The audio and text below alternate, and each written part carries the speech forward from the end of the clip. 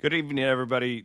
Chris and Chris here on Iowa Everywhere. Of course, we're not going at our normal 8:30 time slot on Thursday mornings. It's because Chris has a work engagement he's got to be at CBS. We are very well aware of the tragedy that happened in our country today, and we actually considered recording the show and posting it tomorrow morning. But we, as a company and as a group and as a show, while we heavily condemn everything that happens today, and it was a tragic day in our country, we also want to bring you guys some joy and do what we do, and that's talk about the Hawkeyes and the Cyclones and do our thing. So, Chris, we kind of debated, like, what to do here, but I think you and me were both like, let's just be real people here. This situation is horrible.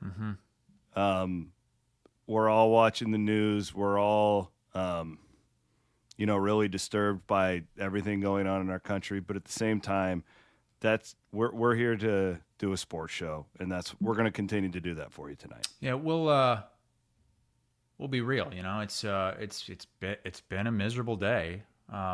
And we're in group chats that are, as meshed as can possibly be.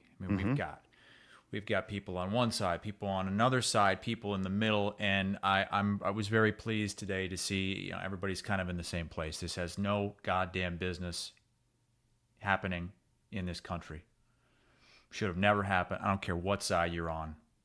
It was a tragic, tragic day, and hopefully we can just kind of have a little fun here at the end of the day and do what we do best and talk about a game that really doesn't matter. The game of football, the game of college football. It's not life and death, and we certainly know that, but we're going to try to have a little bit of fun here tonight. So with that being said, we're going to take about 30 seconds right here, and we're going to reset the show. And again, we want to acknowledge everything that has happened today. And then we're going to put that behind us for about an hour, hour and a half, and do a sports show for you guys. So we'll be back here in 30 seconds.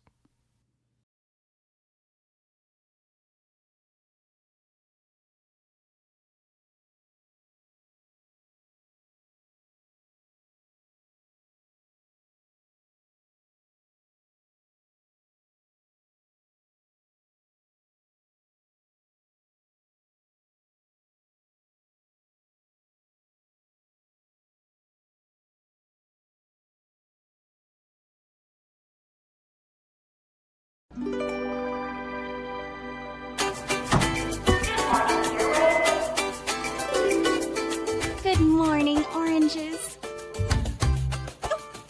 Top of the muffin to ya. Potato salad. We still on for lunch? Great.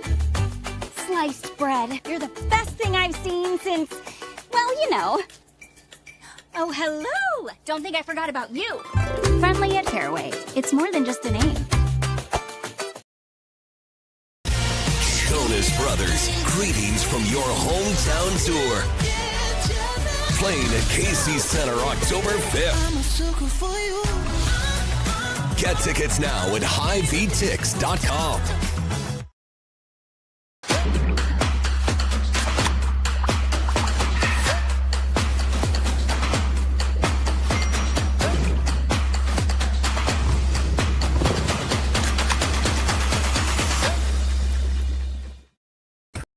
Chris Williams, Chris Hassel, two Chris's, one network. This is Two Guys.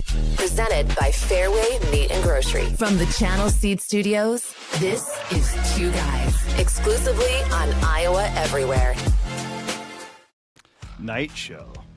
I should have taken this opportunity to pour me a bottle of Steeple Ridge or have a nice carbless. Oh, Maddie's drinking the carbless. With my... Oh, the new Iowa Everywhere Cyclone koozie. Yeah. We have the Hawkeye ones, too. Don't come at us and be like, oh, you're one-sided. I noticed that Matt did not change the show card for today's show. It's still just Iowa State celebrating with the Cy-Hawk Trophy and poor Is that Caden Weegan? I don't know. Oh God, I didn't update it. Hang on. Jeez, Matt. Oh, you. I thought you did that on purpose. Matt's taking Cyhawk a little too far this year. I thought Matt maybe thought that win was going to allow him to use that show card for the entire year. Since it's still a there Cyclone we State. go. All right, here's the update. It's Gronowski throwing with the laces, it looks like. Kirk Ferentz, Oh, my Matt God. Campbell. I'd forgotten about the whole lace gate. That's the one thing we have going for us, Christopher. Our got a quarterback quarterback. throws with the laces this year. You have a proper quarterback. Throw him with the lace. If he ever throws it. We are presented by Fareway Meat and Grocery. I made the executive decision that in the Williams house this weekend, I am not going to Jonesboro, Arkansas. I've made the decision not to make the trek. I think that was the right decision looking at the forecast. Oh. Well, it's going to be like that here too, brother. Yeah, but you're there. You're out in the elements, Oh, just God. baking. And I cannot imagine that their press box is like very nice. Oh, I assumed you were going to go as like a fan and sit in the stands. No, I would have covered the game if I had gone. Okay. Yeah, I mean, Yeah, it's probably an open air press box. the heat rises. I've been in those before. I did a game in Albuquerque. It was New Mexico against New Mexico State, and we had to call the game from outside. Same with Southern Miss. Southern Miss is outside as well, which sometimes it's great, if it's fall weather. But in Albuquerque, it was like 110 degrees. God, it sounds horrible. But I'm gonna smoke the baby back pork ribs on Saturday. That's what I'm doing. Looking forward to it. I'm gonna put them on, time it out perfectly, so when I get done with post game, can take them right off and cut those sons of guns up. Got to let them rest for a little bit. I'll probably have to run up during a commercial break and let them rest. That's my plan. So we got Iowa State and Arkansas State. Of course, we're in the Channel Seed Studios. We also have Iowa and Marcus Camby, UMass. That's who I think of when I think of UMass. When you think UMass football team, you think Marcus Camby. Yeah, because UMass has never had a good football team. Honestly, the only thing I think of when I think of UMass football is that one time I was doing ESPN Goal Line, and we kept cutting to the UMass game for some reason. It must have been close late. So this would have been probably 10 years ago. And like the scoreboard fell during the game. And then next week they had a game at home again, and they had a scoreboard like hanging from a crane. Oh, man. And there were about 3 people in attendance. They were really, really laughable. I remember like 5 years ago. I remember our friend Luke Meredith. Yeah. He's a UMass guy. God bless him. Yeah, he went to UMass. I think Matt Peralta's a UMass guy too. There's quite a few UMass. What do you mean they were? What did you say 5 years ago they were a laughing stock? What do you think they are now? Like, do you remember when they first went FBS and they were just getting throttled every game? They couldn't even like compete. Are they any better? I don't know. Maybe that's a good I don't- point. Maybe they're not. I don't think that they are, based Well, on some of the early returns this season. You had me do a little sniffing around some power ratings. Yeah, I wanted to know, like, how do they compare to Albany, who Iowa played in the first game? So correct me if I'm wrong. Iowa was what, a 34-point favorite against Albany? Yeah, that sounds about right. So you don't actually get power ratings from FCS schools very often. It's very hard to come by. I think UMass and Albany would almost be a pick 'em. That's what I was thinking. Yeah, based on how they created this line. If anything, Albany might be favored over UMass. Seriously. But it's weird because they've docked Iowa in a lot of these power ratings after the first 2 weeks. Iowa's power rightfully rating is so. decreased. So it's not like I can't tell you that for sure. If I had to make a line based on the data, it would be damn close to a pick 'em, maybe Albany favored by 1 or 2 points. Well, I'm just going back and I'm looking at previous seasons for UMass. I'll just start in 2019. They won 1 game. 2020, didn't win a single game. 2021, they won 1 game. 2022, they won 1 game. 2023, they won 3 games. Nice. Last year, 2024, they won 2 games. Central Connecticut and Wagner. Well, they beat Wagner? They beat Wagner. Yeah. But this year, lost to Temple by 32. Almost got Bryant. Almost. They lost by 1 to Bryant. Bryant's scrappy. UMass was a 16.5-point favorite in that game. And they lost. They lost. They're pretty bad, dude. They're pretty freaking bad. But you know what? I think this is kind of the game that Iowa needs. I mean, shit. If they jumped into Big Ten play this week, Williams, I think they get their ass kicked. I certainly wouldn't want to be playing Oregon right now if I'm Iowa. That's what I mean. Yeah. Now we're going to be. Look, I got a lot more to say about. Yeah, real quick though. Iowa's offense. Yeah, we're going to get there. The Maddie Van Winks is the producer of the program. Let's do our carbless game day forecast real quick on this heat thing. Can we just knock the heat out? I was just about to give a compliment to Iowa, and you cut me off. Oh, well, you can get to that in a moment. Look at this. So he's got 99 degrees at kickoff for Iowa State and the Red Wolves. Because you're going to be kicking off at the hottest time of day, too. 3 p.m. local time. And look at that. Basically no wind. Bring some carbless with you. Man, I'd love a carbless, right? If Let my 'em wife's watching, could you please bring me a carbless from the outside fridge? I am on a 3-day sober stretch. Well, after you need the weekend that I had with you guys. I'm not imbibing tonight. But And wait a minute. Look how hot it's going to be in Kinnick, too. 95 degrees at kickoff. What the heck? I thought we were done with this heat. Jeez, and that thing kicks off at kickoff's what? Dude. Is it really 6:30 or is it 6? I thought it was 6. I That's hope the it's not 6:30. That's the daytime high, I guess. So when you're tailgating, it's 95. It might be a little cooler at kickoff. Isn't the game at 6? How about 6? 6 is good. 6:30 Central, Big Ten Network. Huge 6 guy. It's really at 6:30? Oh, man, you're going to be up until like 2 a.m. God damn it. I was thinking it was at 6. Well, buy yourself a pack of carbless for these games because you ain't going to want to be drinking. Like, I'm on that streak. You witnessed it where me and my buddy Cooper, we have to drink a Guinness for the Cyclones until they lose. Boy, that Guinness isn't going to go down very good on a 99-degree day. It ain't going to stay cool. That's More for of a sure. carbless guy. That was on one of the best thing about being back was hanging out with you guys and seeing some of our great fans and supporters and sponsors.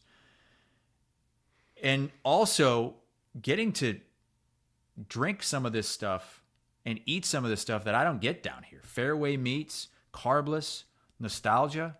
Mm-hmm. I mean, I've got the Steeple Ridge. That's like one of the few things I have down here is the Steeple Ridge. You drink like that all the time. Pat hooks me up. But that cotton candy nostalgia, I credit that for absolutely kicking me onto my ass at the end of Saturday night. Because I had some of that cotton candy nostalgia, and I'm pretty sure that's what sent me over the edge. I think that is the single best drink I've ever had in my life. The cotton candy nostalgia. It's unbelievable. It's so good. Yeah, Anyways, okay, so there you Barntown go. doesn't miss very often. Their stuff's really good. Let's lean into Iowa. We'll start there. Okay, can I please just give my... Yeah, give the Hawkeyes a compliment. Okay. The more I think about the game, watch the game, read reviews of the game, the more impressed I am with Iowa's defense in that game. Because really, Iowa State probably should have won that by double digits if Iowa's defense doesn't step up. And I wasn't sure how good this defense would be. Certainly wasn't sure about those cornerbacks. They made some really important plays. And you know what? The tip at the line, you almost create a game-winning play there at the end with the tip at the line of scrimmage. It could have easily been picked off. It wasn't. The gods were on Iowa State's side with that. But we've been kind of tearing apart this offense and the game plan and the scheme, and we're going to continue to do that. But I do want to give a lot of credit to Iowa's defense because they proved me and a lot of people wrong in this game. I didn't think they could hold Iowa State under 20. I didn't think they could stop Mauser from picking them apart on 1-and-1s. And early in the game, they were getting a ton of them. You could see it from the press box. But in that second half, it didn't happen. And some of that was those long drives from Iowa too. But defense, so far, better than I thought they would be. I think that's fair. I'm going to actually elaborate that when we get into our Wyckoff heating and cooling comfort zone with the Hawkeyes. So I'll save my thoughts for that. I don't have many more good things to say about the Iowa Hawkeyes, but the defense, I'm confident. In fact, I'm projecting a shutout against UMass. A shutout? Shutout. Anything else that you had to take away from the Cyhawk game as far as Iowa goes now that we are half a week? I know that you watched those A&F guys. You like to watch them. They do the film breakdowns. And then the other note, that we both had this written as a note, that Kirk Ferentz says he didn't even consider going for it on 4th and 2 in the red zone. And I had that noted as well. So in the first half, in the second quarter, 4th and 2 at the 12, they don't go for it. Okay, fine. I gave him the pass on that. But when AD and I were watching the second half at Sweet Caroline's, and it's 4th and 2, you're down 3, it's late third quarter, and you've shown what you have with Gronowski and his running ability, and you've shown what you have in 3rd down and 4th down and short. They should have gone for it there. And the fact that Kirk Ferentz didn't even consider it, admittedly, didn't even consider it. He was asked on Tuesday, did you even consider going for it on 4th and 2? No, wasn't considered. Even though in 3rd and 3 or 4th and 3 and fewer this season, Iowa is 17 for 20. What does Mark Gronowski do? He doesn't throw it, but he's a damn good runner, and he's physical. And your offensive line is probably the best unit that you have. To not go for it is one thing, but to say that you didn't even consider it. Do you believe him, or do you think he's lying to you? I believe him. Okay. I was sitting right there with AD, and he said it right then. Yeah, they should go for it, but you know what? There's no way Kirk Ferentz would ever do that. So what about Andrew Downs just completely just dropping the Iowa football program like he has? He hasn't dropped the program. You know what I mean. I get where he's at in saying that, look, it's just like nothing's going to change. So what am I doing here? But I'm losing just saying, sleep over hoping that things change. They're not going to change as long as Kirk Ferentz is there. But he's also not going to lead the charge to push him out either, because he's earned the right to go. I wouldn't say they've lost AD, but he's surprised me with some of his I was surprised how upset he was after that game. It was every bit as upset as I was. And having said that, and you mentioned the A&F podcast, I really respect those guys. Yeah, I've never watched this, but I don't really have a reason really to good. usually. It's different from any other podcast that you'll watch. Downs is watching. He's on Facebook. He says, "I'm still here, baby." They're twins, right? They're like these guys look and sound exactly the I same. thought it was throws me off. AI. I thought it was the same guy. If you didn't know any better, you would think that it was just the same guy, and it's a split screen, and it's just, one guy, he records on one side and then they flip it around and he records on the other side as well. But their names are Connor and Kyle. They have a background in football, played some small college football, and are huge Hawkeye fans. And they're very measured in their takes. They know exactly what they're watching, schematically, and they can break things down on a level that we would never do that on this podcast. It's more in depth than you'd ever get at a place like this, which is fine. That's an avenue for that. We're more, hot takes. We're like fart jokes. But I actually came away even more pissed off and disgruntled after watching their breakdown of Iowa's offense than just watching the game myself. They pointed out so many things that are embarrassing, quite frankly, embarrassing, and really give you very little hope that they can be better down the road this season. I mean, there are a few things they pointed out. I'll list off a few of them. They do not believe that Iowa even practices 3rd and long situations. They don't think it's practiced because Iowa tries to never get in that situation. But they pointed out, and they showed it 3 different times, including that last 3rd down when Gronowski got sacked. 3 different times, they ran the exact same play on 3rd and long. And Gronowski really never goes off of his first read. It's first read, and if it's not there, that's it. Like, there's nothing else. A lot of times there wasn't any check down. There weren't any underneaths. And not sure if that is they don't have faith in Gronowski, so they're just trying to say, look, if your first read's not there, then just run, just take off. You don't have it, throw it away. Or if Gronowski, everything is sped up too much for him that he can't get there. They said that the only decent plays Iowa had, the only high-level moments that they had, were when he would do something with his legs off schedule. And you pointed that out. That's one of the reasons they stayed in the game, because he was able to do some of those things. And look, quite frankly, going back to that 3rd and 2, 4th and 2 stuff, and if it's 3rd and 2, 4th and 2, they're 17-20 this season, and picking that up, you go out and you get Gronowski for this. He's a big, physical, running quarterback. Go for it in situations like that, especially in the red zone. The wide receivers weren't aligned properly. And I saw that from the press box in the first half. I wasn't sitting by you, but I was with Murph and Andy. And there were a couple times Gronowski had time. And the receivers that Iowa had down the route tree, 15, 20 yards down the field, were 2 yards apart from one another. So that means there's multiple defenders there as well. There were horrible line shifts on the offensive line. Not sure if that's being called in or if it's Gronowski, but simple things, very, very simple things Iowa not only wasn't doing, they were doing the opposite of what you should be doing. They kept running into a defensive alignment that was built to stop them in 11 personnel. They refused to use multiple tight ends many times on the field. And I get Estrenga was hurt, but you've got other bodies there. You've got other blockers. Bring them in. They didn't think, just like we didn't, that was a Lester game plan.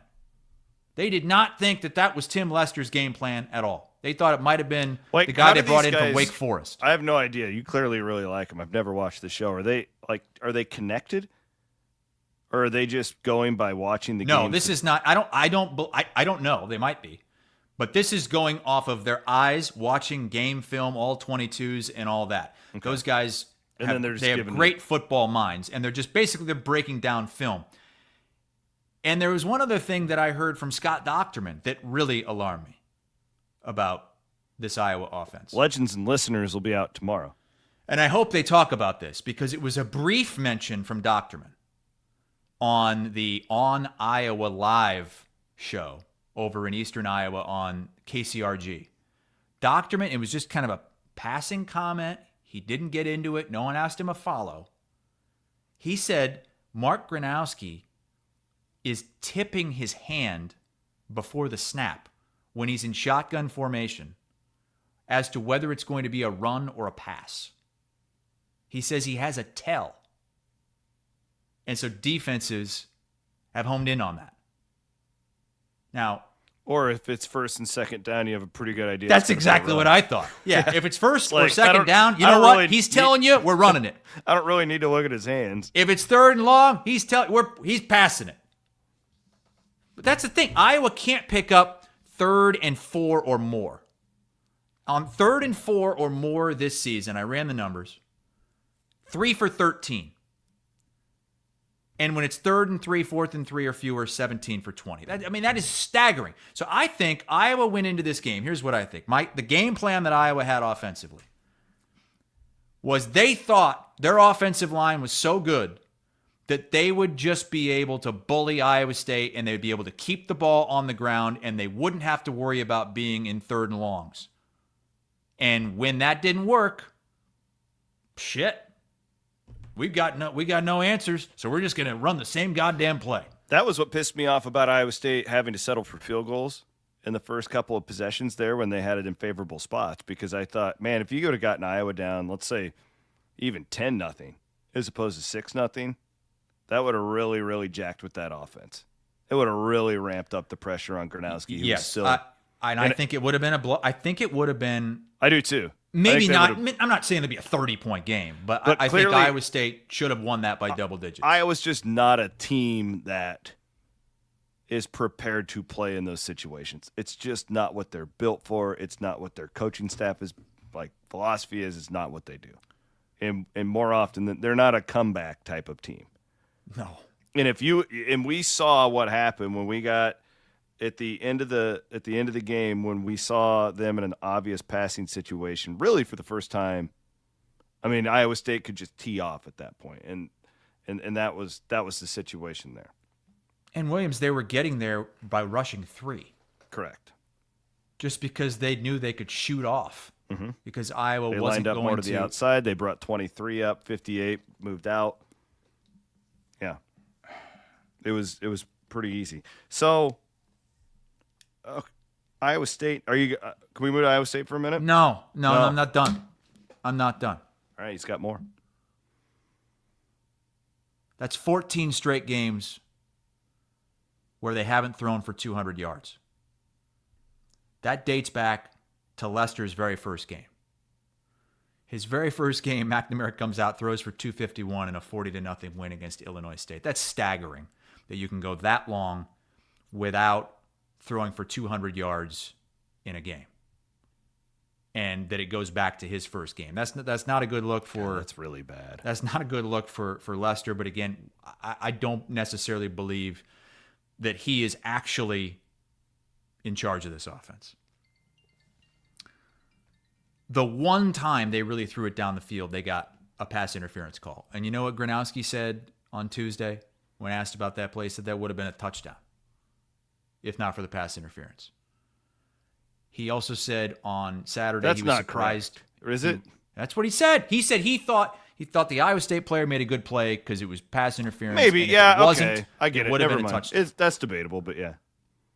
I think Gronowski's. It's funny because Iowa State fans didn't think that was pass interference. So it's that's what I'm saying. Like it's like, who are you talking to at the time? Well, he believed that would have been a touchdown. And I can tell that he believes that if they did throw the ball downfield more, it would be more successful. I get the feeling that he's, I don't know if surprised is the right word or if it's more shell-shocked by what he's kind of walked into here at Iowa. And look, I guarantee he's going to put up some numbers against UMass because they're so bad, but who knows? Because he only threw for, 44 yards against Albany. He said that he's going to take some shots downfield this week, though, because I guess they feel confident. This coach at UMass was at Rutgers, so they say that they are familiar with that attack. And his quote was, "It's going to give us a lot of good shots down the field." Now, will he be allowed to do that? Well, I hope so. And I think he will, because it's UMass and they have to at this point. Like, their backs are getting, he got one more game to figure this thing out, and then it's into Big Ten play. And it's on a Friday on a short week against a Rutgers team that really wants to beat you. Now you can move on to Iowa State. Sorry. Well, I mean, Iowa State, we're going from Gronowski to the best quarterback on Iowa State's schedule. Matt Campbell's unbelievable, man. I mean, the shade he's throwing, and I don't believe that he's doing this on purpose, but he's already faced Avery Johnson at Kansas State, and he's saying this about Gronowski. And I'm sure there's a few more quarterbacks he'll be facing down the road, like Jalen Daniels at Kansas. Don't they play Kansas? Oh, yeah. Yep. And yet, he's going to try to say... Jalen Rayner. that this guy they're playing this week against Arkansas State is what? Van Winks, play the sound. The respect first and foremost for Arkansas State. I mean, this will be the best quarterback, in my opinion, that from a mobility, throw ability, playmaking ability standpoint that we're going to play. He's got all the tools, and, we saw that last year against him here, and we've seen what he was able to do post our game a year ago. Okay, can I read you the stats from last year when he played Iowa State? Yeah, it was bad, wasn't it? So Iowa State won 52-7, and this guy went 5 for 16 for 68 yards and 2 interceptions. But he's gotten a lot better. They developed Butch Jones. They've been working with this kid. What did they do last week against Arkansas? They lost 56-14. The guy goes 21 for 33, a $125, a touchdown, and 2 interceptions. Yeah, his quarterback rating is 147.2. He does run it a little bit, but not as much as you would think based on – you listen to Campbell, and it's RG3 out there. He's got 19 carries for 55 yards. So he's really not that big of a threat. This is vintage Matt Campbell right here. Absolute vintage. And then that kid, Fafita from Arizona, is going to be the next opponent. He's not too shabby. Okay, yeah, so he's better than Avery Johnson, Mark Gronowski, Fafita, Jalen Daniels. Robertson over at TCU is pretty damn good. How about the Arizona State kid, Levitt, that beat him in the Big 12 championship game a year ago? Sam Levitt. Wasn't he the newcomer of the year in the Big 12 last year? This guy's something else, this Campbell. Matt, do you also have the quote about Campbell about playing this game at Arkansas State? I know you don't have it. No, I mean, he basically said, go to Jamie Pollard and ask why we're doing this, right? Yeah. Yeah. He was. This is the quote. I can read it to you. He was asked about playing road games at Group of 5 schools, and he said, quote, "It's probably really hard for me to answer that. It's probably a better Jamie question than mine. I don't really have any say in scheduling. The only time I've ever been asked anything on scheduling was Ireland."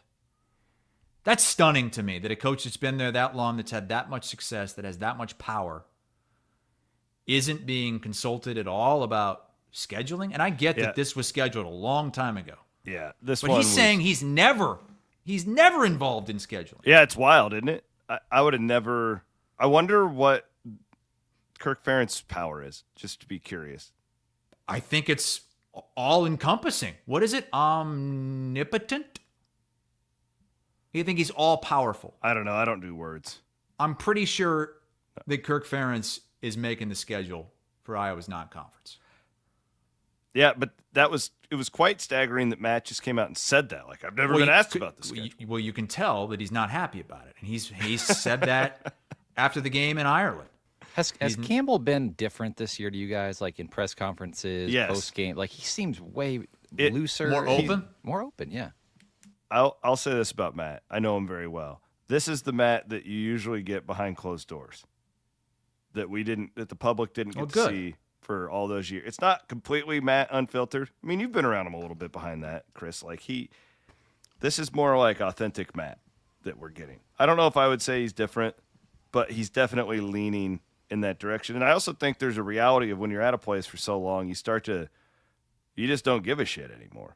Like, not that obviously he cares about the program and the university and all that stuff, but I don't think he cares like what people are saying on Twitter about his comment in a press conference. What the hell are we looking at here?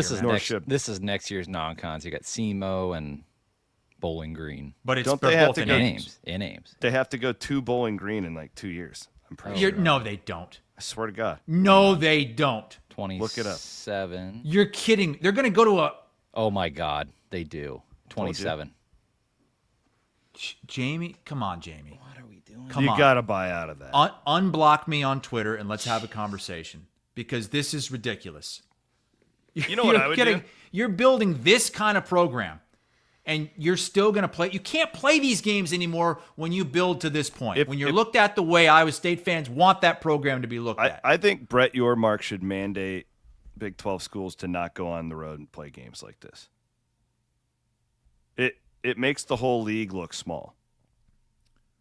It does. I mean, like Utah's going to Wyoming this week. It's not just Iowa State. Arizona State went to Texas State last year. Like, these are real programs that we're talking about here that are doing this.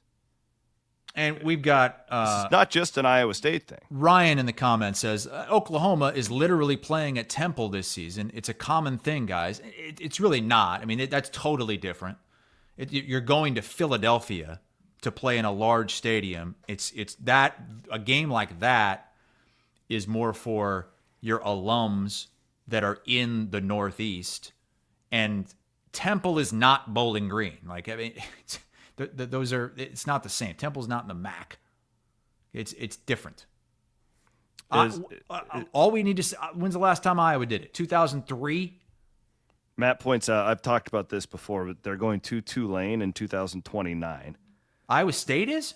Yes. Was that a Dannon thing? That was a Dannon thing, and they also scheduled that because Jamie likes to create these like kind of like September bowl games for people. And that's actually, like, if Tulane is in 2029 what they have been these last few years. It was like, hey, that's let's like do a legit good game. It was I don't have a problem with that. Take a trip to New Orleans is what that game was. I remember That's when fine. they scheduled that game, and that's how it was justified to me.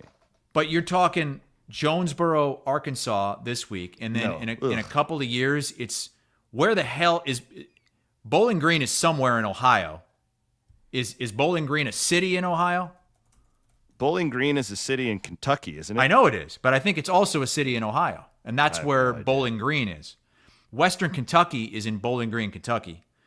Bowling Green is in Bowling Green, Ohio, which I'm sure is beautiful in September. Well, okay, so we talked about how bad UMass is. Now, Arkansas State was in a bowl game last year. Like, they're a similar team. They're not as bad as UMass.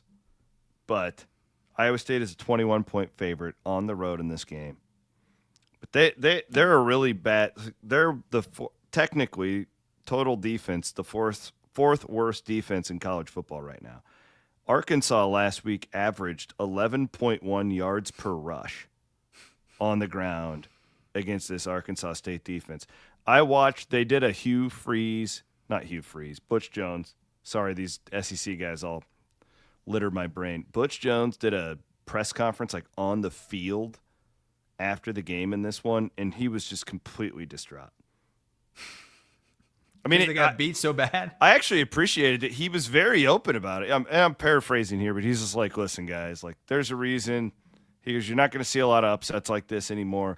He was basically saying, like, look at their line compared to ours. Like, it's not even a fair fight. Is basically what he was saying. It was really good. So my theory here, Chris, is I understand, like, this sucks. You shouldn't have to go and play in this game. All that stuff can be true.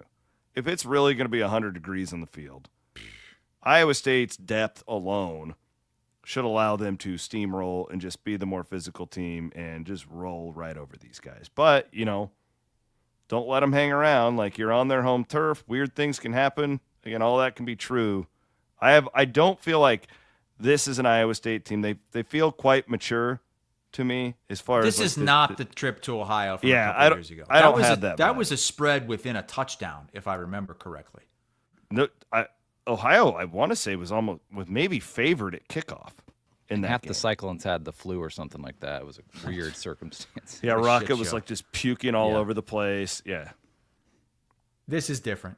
And Iowa State, under Matt Campbell, not only wins these games, but performs well in these games. A stat from CBS Sports Research, since 2020, when Iowa State is a 20 or more point favorite, they're 5-0 against the spread.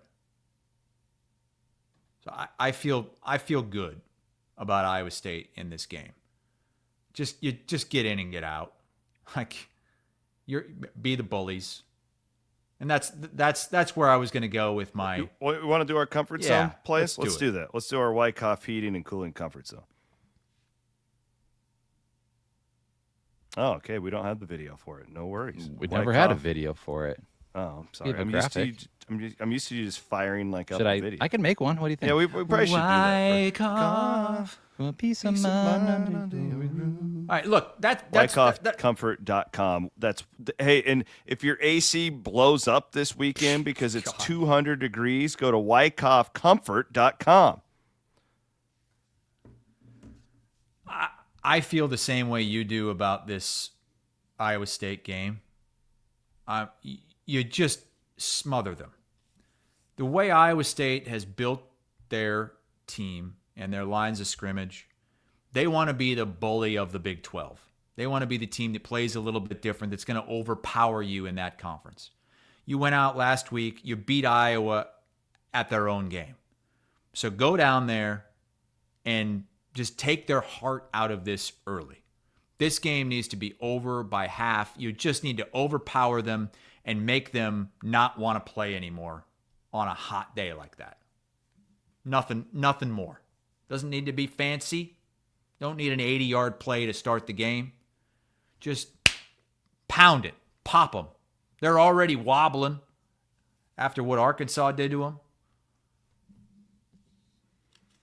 I like that. Mine for Iowa, it goes back to kind of what you were saying about their defense. Because I think we can both agree, like, whatever Iowa's offense, like, you want to see it take a step forward on Saturday, but it really doesn't matter. You're right. It really is not going to make anybody feel that much better. Yeah, I mean, this is a scrimmage. UMass coming to town, like, this is a scrimmage in Kinnick. It's an exhibition. Sure, it matters, but, like, that's what this game is. And like, Gronowski could go out and throw for 300 yards, and I don't think, like, most educated fans aren't going to be like, well, we solved the problem of Iowa's offense. Like, that's not really going to be a thing. So, wait, I'm thinking big picture for Iowa this year, and you're going to have to hang your hat on Phil Parker's defense more often than not. So, if they go out and pitch a shutout, like you're talking about, so I was impressed by them against Iowa State. I thought Hall, 2 on the corner, made some great plays, especially when you watch that back. I thought that those linebackers are, like, they're not what they've had in the past, but they're also pretty mature guys who have been in the program who are more often than not going to be in the right spot, which is huge. And I think their defensive front is the strength of the team on that side of the football. So, like, yeah, like, that's what I want to see from Iowa, is just really just clamp down. And, like, again, like, the offense, I'm not convinced that it's going to be much until midseason. Like, that's going to take a while if it gets to anywhere near where you guys thought it might. Got to see some creativity on offense. Fine. Be a little bit creative. I just don't think it matters at this point. So what they need to do is, like, create that mystique of the Hawkeye Phil Parker defense again. They're not that good, though. I don't agree that they are either. That good. But they're going to have to hang their hat on something, Chris. They don't have the all-world punter anymore. Yeah, the special teams has taken a step back. I mean, you've got a good field goal kicker, but that's about it. I'm looking at how you're going to win. How are you going to beat Rutgers? And the defense, this defense is there's going to be more pressure on this defense than you thought. You know what? You're right. They get some damn sacks. How many sacks does Iowa have this season? It's either 1 or 2. Get some turnovers. How many turnovers has Iowa forced this season? Couple? But I mean, that score tip pass some damn to points. Burkle is a perfect example, right? Yeah. That's the next step in this. The Cooper DeJean defense picks that off. And back in the day, when Iowa had Torrey Taylor, the defense was always in a much better position. Because how many times during a game would the offense have to start inside the 5-yard line?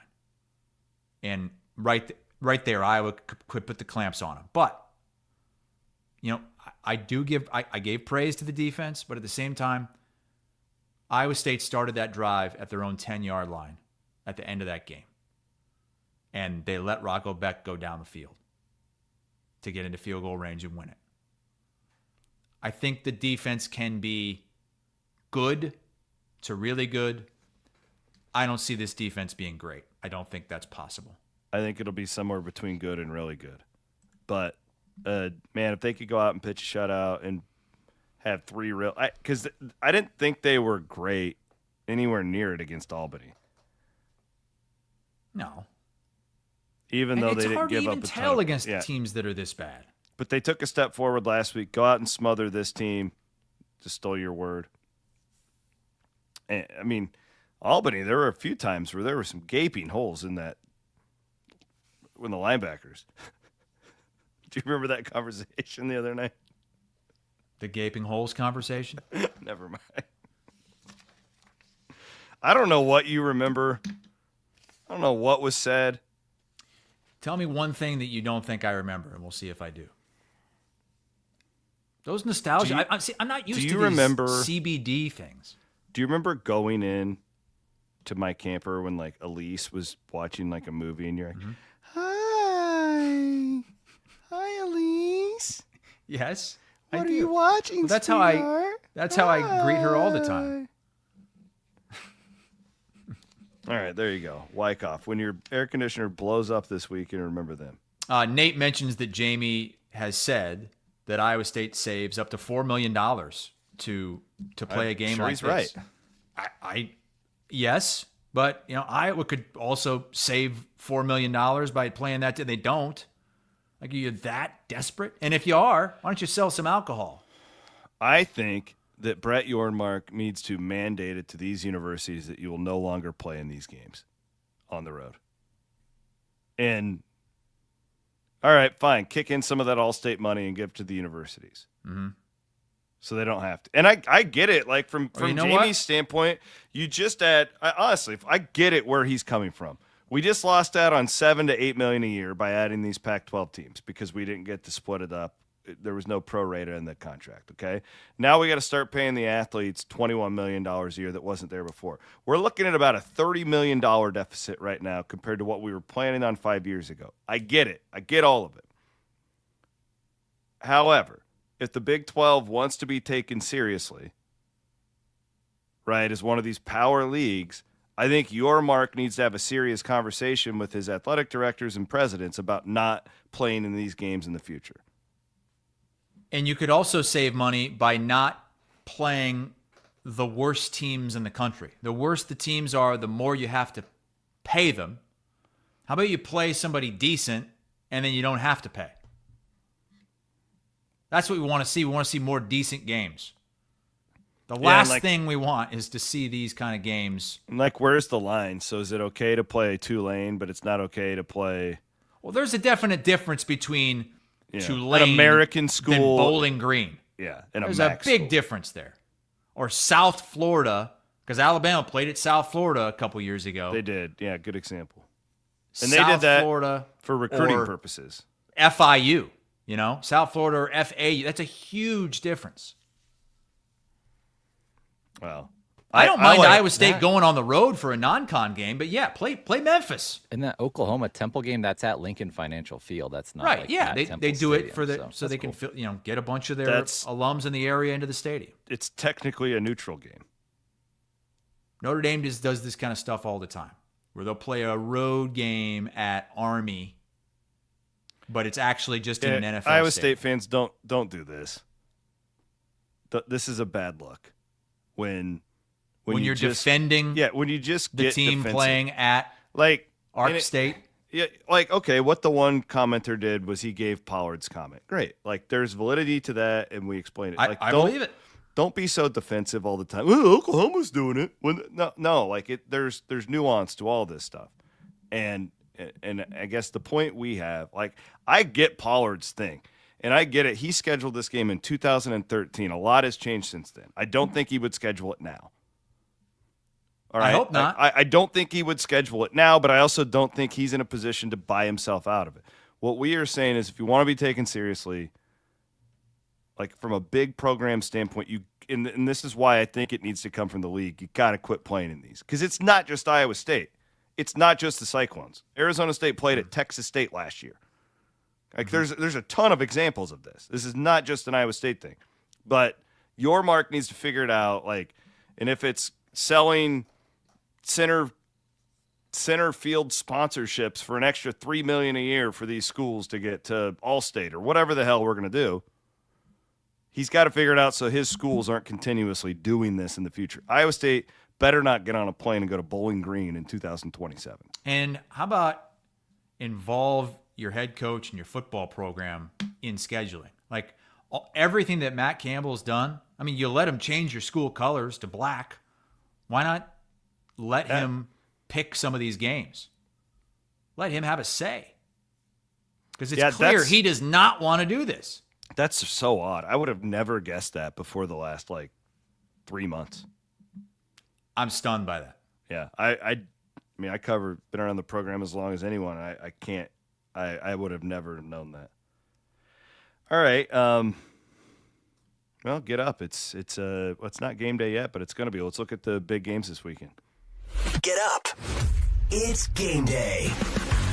Chris Williams and Chris Hassel take a look at this week's best games. Powered by Game Day Men's Health. So many people just yelling at me about injecting myself with testosterone everywhere I go, and it's a good thing. Appreciate you guys. Go to Game Day Men's Health. You can be a bigger, better, stronger, and they help you with all kinds of stuff too. It's not just testosterone. They got the that thingamajig where they would massage my tennis elbow with the thing that shocks you. They can help you with erectile dysfunction. Christopher, you ever had that problem? Not that I know of. Well, no, But I'm not saying it could happen. Have you? I'm saying if you ever do. Oh, I thought you were hinting that Maybe we need to call this segment "Get It Up." It's God. game day. Oh, Jesus. Okay. I'll let you go, first, Christopher. Okay. I think that this Clemson at Georgia Tech game is interesting. Now, I don't know the status of Haynes King, the Georgia Tech quarterback. He didn't play last week, but I think he's going to play in this one. The spread is pretty close. I think Clemson's only a 2-3 point favorite here. This is at Georgia Tech. Yeah, they're baiting you to take Clemson. Clemson has not looked good. And if they lose this game, it's going to be really hard for them to get to the college football playoff. This was a top 5 team going into the year, and the noise could start getting loud on Dabo again. And this is a game that they could lose. So just for that reason, I think that's an interesting spot. And Georgia Tech's pretty good. I mean, we just saw them go and beat Colorado on the road. I think that there's a chance that they could win this game and Clemson gets down bad. I hope so. I hope they get their asses kicked. Roll Cox.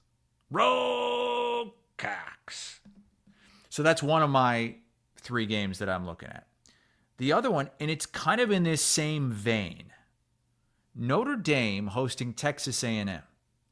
Notre Dame's ranked 8th still, but they already have a loss. In fact, that's the only game they've played is the game at Miami. Texas A&M is the last ranked team on their schedule. If they lose this game, they might be done because they really don't have anything the rest of the way that would say, hey, yeah, we're good enough to be in the college football playoff. Didn't we have that conversation about Notre Dame last year too? Their schedule being so weak. Didn't they lose to But they only lost once. Yeah. Yeah, they only lost once, though. This would be a second loss. No more ranked teams on their schedule. No conference championship game. The problem is, on the flip side, if they win this game, they're probably going to the playoff at 11-1 because of their schedule. I like this A&M coach, too. He's fiery. Yeah, Mike Elko. I like him. The former Duke coach. Big spot for Arkansas. They got Arkansas and USC. They have potential to get a couple USC more ranked. could be ranked. Yeah. Arkansas probably not. But that's it. They got Boise at home. Boise's not going to be ranked. It's a pretty. They play their 2 toughest games at the start of the year. If you lose both of those, it's going to be really hard for Notre Dame to get into the playoff. And my third game is your mom's Cox hosting a feisty Vanderbilt team that really should be ranked right now. Have you seen what Vanderbilt has done They're a good to start team. this season? This is a sneaky game for the Cox. Very sneaky. And we saw what Vanderbilt did last season with a couple of ranked wins. And, I mean, they were giving everybody their best shot. South Carolina's coming in ranked 11th. Yeah.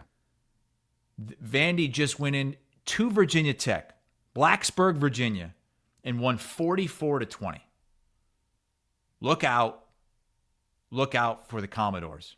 Doors, Cox. I got to be honest. I didn't think that my Gamecocks looked very good against Virginia Tech. I was not impressed. Yeah, they both had that common game against Virginia Tech. South Carolina got them at home. Vandy had to go there, and Vandy we played them in better. a neutral. Neutral, fine. Yeah, neutral. That was at Atlanta or something? Yeah, it was that stupid Chick-fil-A game or whatever. Play the games on campus. God. It's the worst thing about early season college. Play the damn games on campus. And so many of them are played in either Atlanta or These New pro Orleans. sports and it all towns looks the that same. don't care. Ugh. The Cyhawk game got a lot of love this past week. I mean, Joel Klatt was talking about how his great experience. Portnoy can't stop raving about it. You About the retweeted me. atmosphere. I saw that. Maddie, well done, sir. It's a really good atmosphere. It really is. Well, all right, I'll give you my 3. Get up, it's game day. Game day Mid-South. South Florida are Bulls. Yeah, I saved this one for you. I knew you'd pick it. Come on. At Miami, 17.5-point underdogs again. Yeah. Same line as last week. Mm-hmm. Now, I'm thinking about this, and perhaps it'll be in my Locks of the Week segment. Oh, Stay tuned. okay. But, I mean, not really, going like anywhere. you want to talk about a team, there would be no better 3-0 start in the country than South Florida. In fact, they could lose a close game here and still have one of the best resumes in college football at 2-1 with their road win in the Swamp, Boise at home, convincingly beating Boise. Now they're going to the U, who's already beaten Notre Dame. And just a fascinating game for Alex Golish here. You're not sneaking up on anybody. You know, and like it's a little bit scary because why is the spread still so high? But I thought that last week too. I'm looking at it last week and I'm going, why would they be giving them 17 points? This is a really good football team. I watched a lot of South Florida football in the last 2 years. This is a good team. I don't think they'll win this game, but if they compete, like you're looking at your group of 5 playoff contender right there. Georgia at Tennessee. That's the ranked on ranked SEC matchup, and there's questions about Georgia. It feels like, in my opinion, Georgia really hasn't ramped up, and like they're going to flip a switch on Saturday. Not crazy about Tennessee, but they've looked pretty good. So this is, I think Georgia's like a 3.5-point favorite. Vegas is telling you they want you to take Georgia. They think Tennessee is the play here based on where they've put the number. And that'll be an insane atmosphere. Oh, it'll be crazy. Aguilar's been pretty good at quarterback for Tennessee. Maybe he ends up being a better quarterback than Nico. I mean, UCLA is 0-2. UCLA has lost both games. They lost again last week to UNLV. Georgia, if the offense shows up, if Gunnar Stockton, the quarterback, plays the way many thought he would, then they should win this game by 7 points. I think the following, and I'm a Big 12 guy, most fascinating game of the week for me from an Iowa State standpoint is right here. Now, this is a non-league game. This is the one that was scheduled before Arizona joined the Pac-12. So stupid. Yes, I hate this, but this does not count in the Big 12 standings. Kansas State goes on the road to Arizona State. Kansas State, the last I checked, was like I think a 1.5-point favorite still. At Arizona. At Arizona. Friday night, late Friday night, Tucson. Now, friend of the program, Jeff Woody, called the Arizona game last week. He thinks they're pretty good. A lot of people in Big 12 circles think that team last year, right, they new coach, kept a lot of those guys, but they never really put it together, but you could see that they still had some talent. They were dog crap on defense. What are you going to get from Kansas State here? Are they just cursed? Is this the Irish curse? Or is it like, are they miraculously going to flip some switch? I don't think so, Chris. I like Arizona in this spot. I think Kansas State needs to get to a bye week, regroup. Who do you want to win, though, as an Iowa State fan? Arizona. You already played Kansas State. You will play Arizona. Arizona's your next game. So you want Arizona to win? Probably.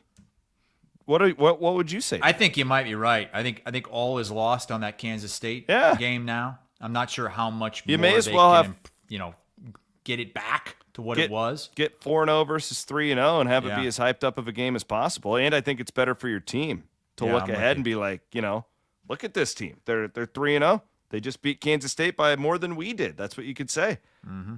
So I would say Arizona, but this is really, really interesting for the Big 12. Friday night. Friday night game. We have 2 Big 12 games on Friday night. You also have Houston and Colorado. That's an odd game, too.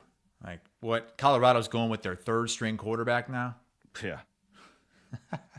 Woof. Well, we led into it. Let's do our locks of the week.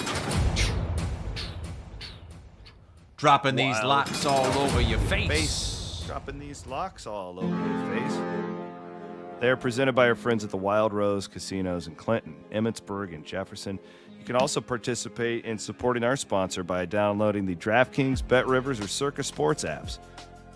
Dropping these locks all over your face. I'm taking USF at plus 17.5 at Miami. That one stinks to me. That stinks. It does stink. I understand it. I'm get it. taking but Miami. Wow. Okay, I'm going with what I've seen. Did you remember watching South Florida and Alabama in that game? Of course I remember watching it. We celebrated after. We hugged each other. No. The one a couple years ago. Last year when I thought you were talking about USF beating Florida last week. veteran quarterback, great special teams, good defense.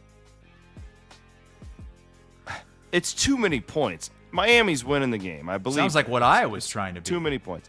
This is my favorite play of the weekend. Texas Tech. I hope you got it earlier in the week. It's at 24 is the best spot you can get now. I've seen it 24.5.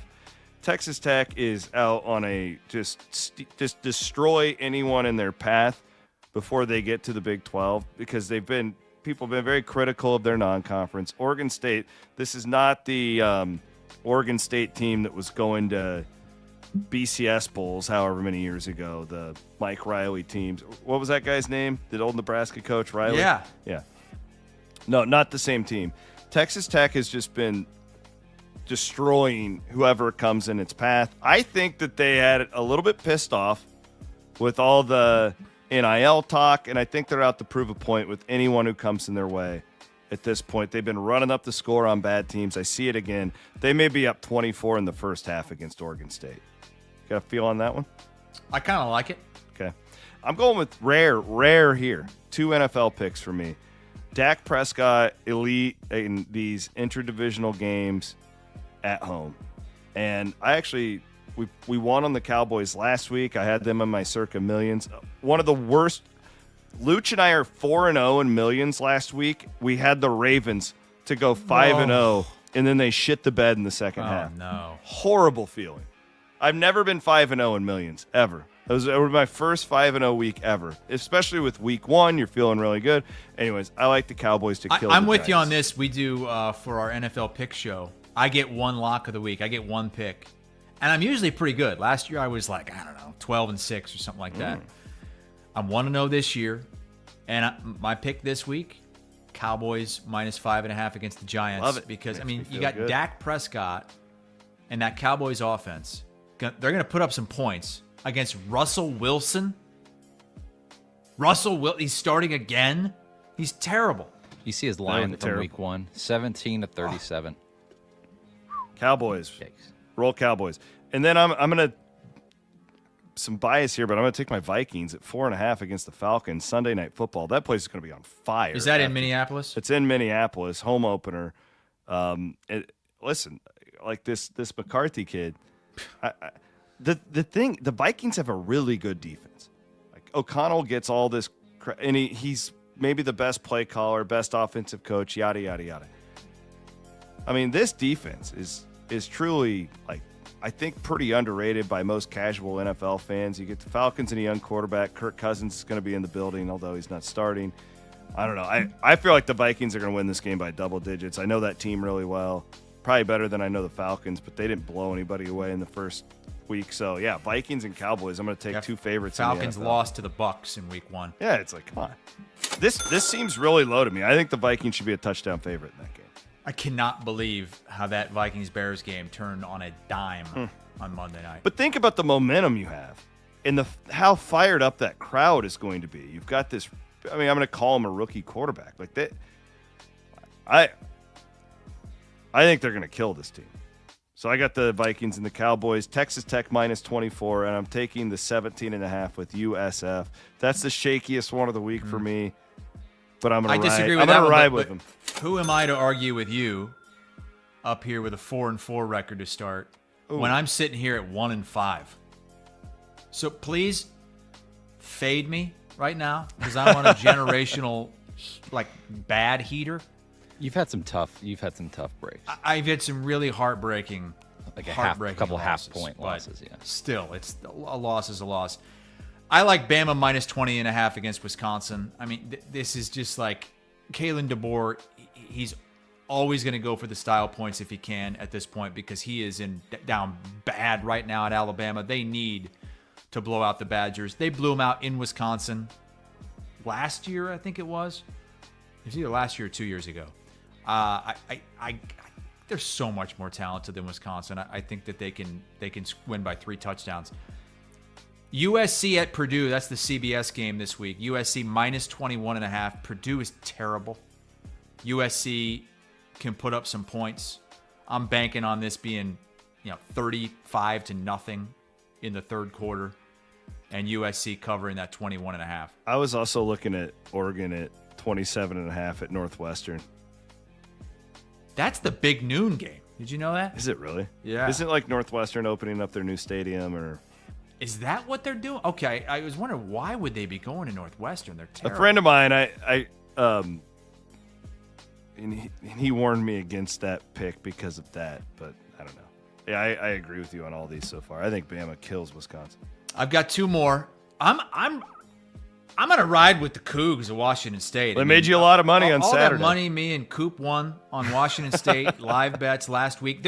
You're giving me 6.5 points at North Texas. I've called many a game at North Texas. They don't have really a home field advantage there.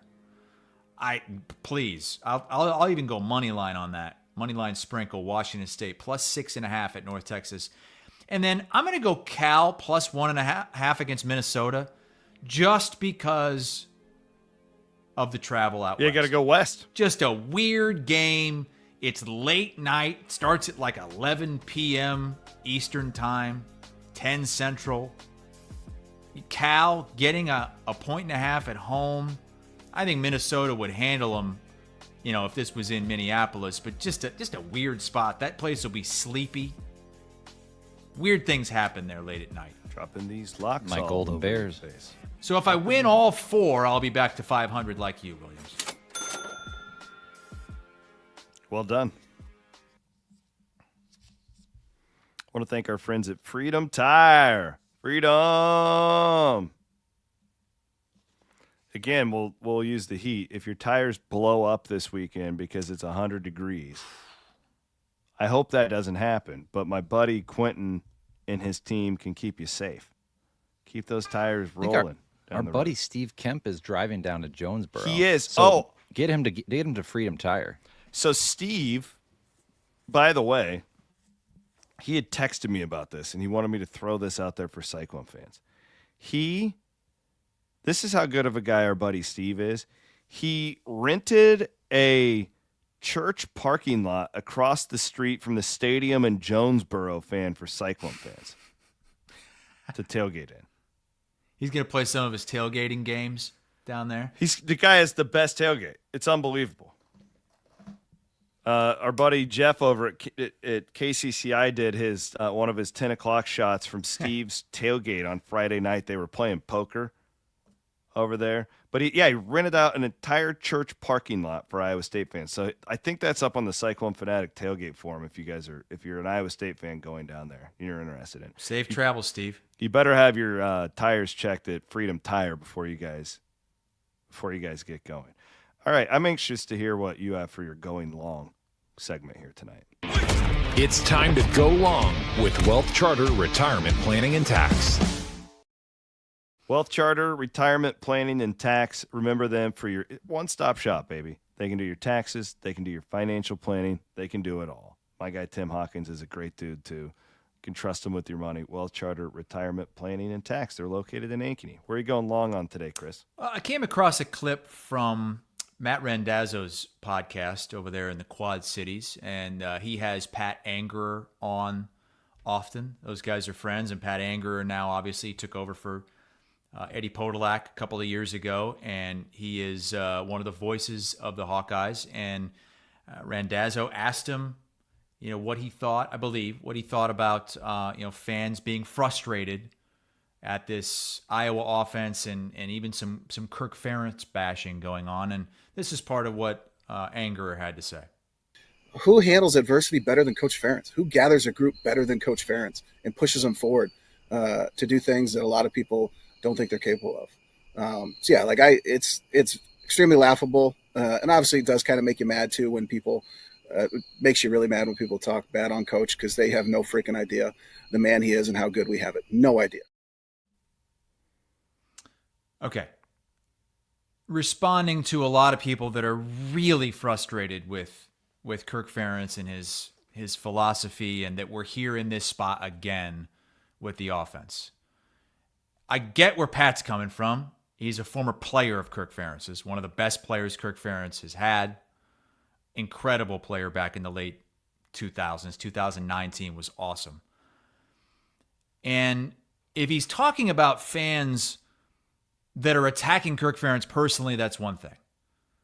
But I think the majority are like me and AD in that this is not personal. And I totally agree. Nobody's better at handling adversity than Kirk Ferentz. When something goes wrong and you count him out, at your own risk. We just want him to take the reins off a little bit. Let Lester be Lester. Let Gronowski be Gronowski. Because clearly that is not happening. And this has nothing to do with, because I know Kirk Ferentz is a great guy. I've met him many times. Incredible person. Represents the university better than anybody could. They should and will build a statue of Kirk Ferentz outside of Kinnick Stadium very soon. And I also believe that he's earned the right to go out on his own terms. But we have to be able to criticize his shortcomings because he has them. He's not perfect. And he's got some big-time shortcomings when it comes to the passing game. I mean, it's just, he's the one constant. Everything else changes. The quarterbacks, the offensive coordinators. There's let's say two things that have never changed over these last 5-6 years. Kirk Ferentz and the passing game output. He deserves blame for that. It's not personal. I get, as a former player, you defend your coach. No issue with that. I just think that there's an area here that a lot of us are in where, yes, he's going to become the all-time winningest Big Ten football coach this weekend. He's done so many great things. He's a great man. But it's really frustrating that year in and year out, we're right back in this position again, especially when he was a younger man. This was different. He would have really good throwing attacks. He would have great receivers. I mean, shit, the team Angerer was on. Ricky Stanzi was the quarterback. They had DJK and Marvin McNutt and a whole slew of tight ends that were great. Just want him to try a little something different. Like, let the guys let them be them. Because I don't think he's allowing that to happen right now. As well said. And I've got some numbers to back this up as to how ridiculous it is from Tom Fornelli at CBSSports.com. Iowa is running the ball, big surprise, on 66.7% of its snaps. That's 2 out of 3. That's first down, that's second down. And you have to throw it on third. That's the 6th highest rate in the nation, behind only the service academies, Rice, and Florida State, now run by Gus Malzahn, who runs it all the time. On first down, Iowa's running it 76% of the time. On second down, they're running it 72% of the time. This goes back to everything we were saying about Brian Ferentz, in that it's all way too predictable. And there's even a stat that makes this much worse, is when they do try to throw the ball. Gronowski is being pressured on a third of his dropbacks, which is 100th in the nation. Why do you think that is, Williams? Because everybody knows when Iowa has to pass the ball. They know the play. They won't do it on first and second down. So it's like in Tecmo Bowl when you pick the play. God damn. They're just back there. Now, I'm not this isn't about Pat Anger. And, no, I get it. I love Pat Anger. I think he's fantastic. He does a great job. He's a great Hawkeye. This is just about some people that are like, you can't criticize Kirk Ferentz. Where would you be without him? Yeah, he's great. He's done amazing things. But we can still be pissed off about what's going on with this offense and this passing attack. Yeah, I think the for what it's worth on like critiquing the coaches and players too, the rules are changing just a little bit. The more that's been asked of the fans over the last however many years. No, it's not okay to get personal. It's not okay to be personal. No, it's not. No, that's not what we're saying. No, if you're saying, Kirk Ferentz, he's a goddamn idiot. We're not should have doing been that. fired 15 years ago. He's a bad guy. Right or wrong, what I'm saying is I think a lot more fans, because social media is just so much more prevalent in our society, but two, a lot of them are giving money to pay these guys, and they feel like their voice should be heard. And again, right or wrong, I don't know, but that's what I sense. And I also I've done this long enough where it's okay. Like, Pat should feel that way. That's his. And you know Kirk what? Ferentz is probably like a father to him. We heard the Oregon quarterback last week. Dante Moore. He was talking about how he felt like Mike Gundy personally attacked his father when he made those comments about Oregon, and that's why these guys do this in these brotherhoods in these locker rooms, and I get it. So that's just fine, but it's also, what a lot of fans just don't want, and that they don't want to read a press release, and they don't want to listen to a press release, and they don't want to see the same things over and over again from these press conferences, which unfortunately we're reading again. I read an insider column today from Elliott at 24/7 Sports, and if you have a subscription, there's some really good notes in there as to how Iowa feels about what's going on right now. But at the very end, it was basically, but they have this belief that this is going to get better. Even though there's not belief outside the program, there's belief inside that they will get there offensively. And that Gronowski's had his best practice of the week and all that sort of stuff. You guys can't talk deaf about ears now. Quarterback practice anymore. That those days are gone. If anybody's still buying that, then I don't know what to tell you, brother. Cheers to the freaking weekend, baby. It's here. Well, cheers to the freaking weekend. Let's raise our glass of Steeple Ridge bourbon. I'm looking forward to getting the Iowa State game over with. I've got the orange Solo cup out for you. Atta boy. Now some nice room temperature water.